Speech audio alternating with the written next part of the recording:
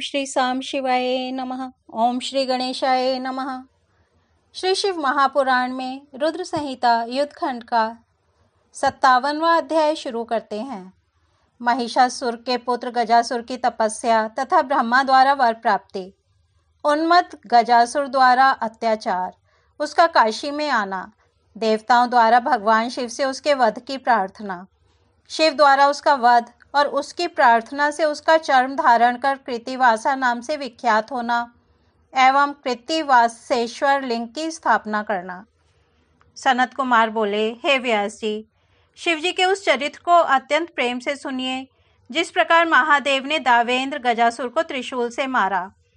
पूर्व काल में देवगणों के हित के लिए युद्ध में देवी के द्वारा दानव महिषासुर का वध कर दिए जाने पर देवता सुखी हो गए।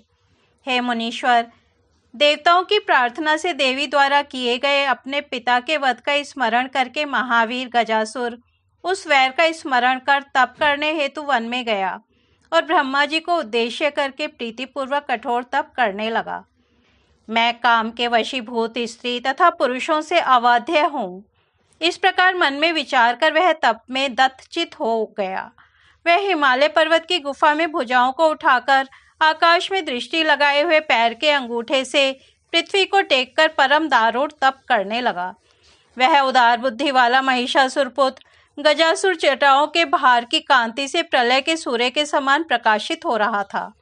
उसके मस्तक से उत्पन्न हुई तपोमय भूमाग्नि तिरछे ऊपर तथा नीचे के लोगों को तप्त करती हुई चारों ओर फैल गई। उसके मस्तक से प्रकट हुई अग्नि से नदी तथा समुद्र सूख गए, ग्रहों सहित तारे गिरने लगे तथा दसों दिशाएं प्रज्वलित हो गईं।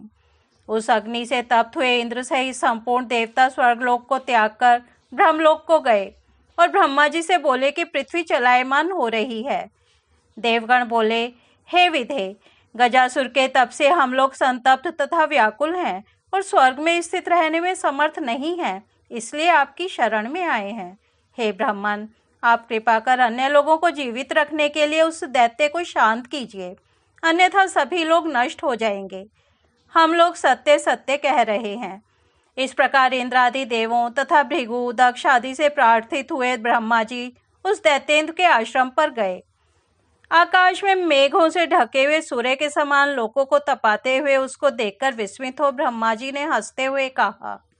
ब्रह्मा जी बोले, हे दैत्येंद्र, हे महिषपुत्र, हे तात, उठो उठो, तुम्हारा तप सिद्ध हुआ।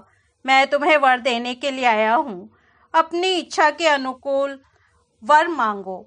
सनत कुमार बोले, उस दैत्येंद्र गजासुर ने उठकर अपने नेत्रों से विभु ब्रह्मा जी को देखते हुए प्रसन्न होकर वर मांगने के लिए गदगद वाणी से कहा। गजासुर बोला, हे देव देवेश, आपको नमस्कार है। यदि आप मुझे वर दे रहे हैं तो मैं काम के वशीभूत स्त्री पुरुषों से अवध्य हो जाऊं। हे विभो, मैं महाबलवान, वीर्यवान तथा देवता आदि से सदा अजय और संपूर्ण लोकपालों की समस्त संपत्ति को भोगने वाला हूँ। सनत कुमार बोले, इस प्रकार उस दैत्य के वर मांगने पर उसके तप से प्रसन्न हुए ब्रह्मा जी ने उसे अति दुर्लभ वरदान दिया। इस प्रकार वह महिषासुर पुत्र गजासुर वर पाकर अति प्रसन्नचित होकर अपने स्थान को चला गया। तदुपरांत संपूर्ण दिशाओं तथा तीनों लोकों को जीतकर एवं देवता, असुर, मनुष्य, इंद्र, गंधर्व, गरुण और सर्प आदि को भी जीतकर उन्हें अपने वश में करके संसार को जीतने वाले उस दैत्य ने तेज सहित लोकपालों के स्थानों का हरण कर लिया।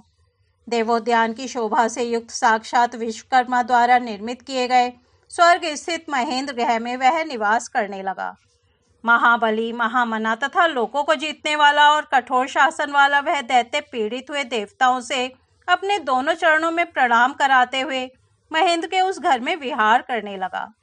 इस प्रकार जीती हुई दिशाओं का एकमात्र स्वामी अजितेंद्रिय वह दैत्य प्रिय विषयों को लोलुपता से भोगता हुआ तृप्त न हुआ। इस प्रकार ऐश्वर्य से उन्मत्त, अहंकारी तथा शास्त्रों का उल्लंघन करने वाले उस दैत्य को बहुत समय बीत जाने पर पाप बुद्धि उदित हुई।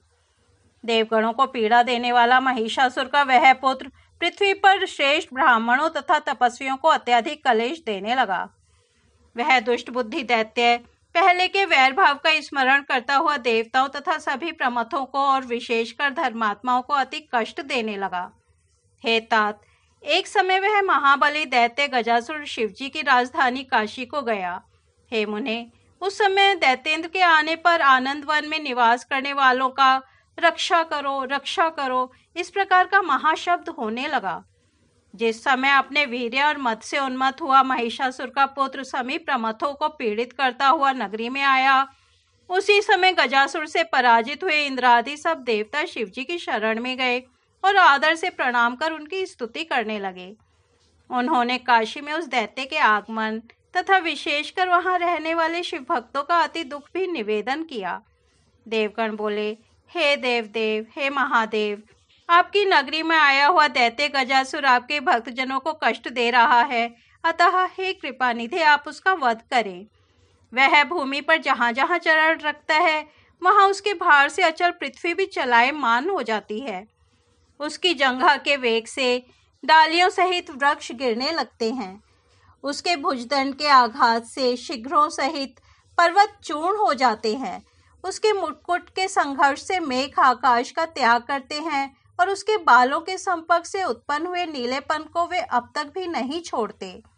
जिसके निःश्वास के भारों से ऊंची तरंगों वाले महासागर तथा नदियां भी जल जंतुओं के सहित बड़ा कल्लोल करती हैं, जिसके शरीर की ऊंचाई उसकी माया से 9 सहस्त्र योजन हो जाती है तथा मायावी उस दैत्य का विस्तार चौड़ाई का घेरा भी उतना ही हो जाता है, जिसके नेत्रों के पीलेपन और चांचल्य को बिजली आज भी नहीं धारण कर सकती है, वही बड़े वेग से यहाँ आ गया है।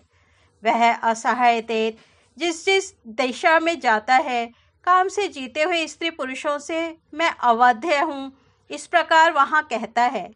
काशी की रक्षा में तत्पर रहने वाले हे देवेश, इस प्रकार हम लोगों ने उस दैत्य की चेष्टा का आपसे निवेदन किया, आप भक्तों की रक्षा कीजिए।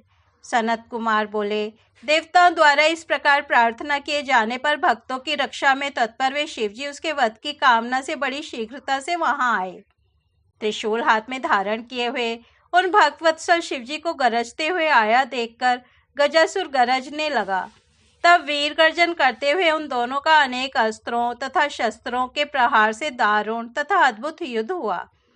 अति तेजस्वी तथा महाबली गजासुर ने दैत्यों का विनाश करने वाले शिवजी पर तीव्र बाणों से प्रहार किया।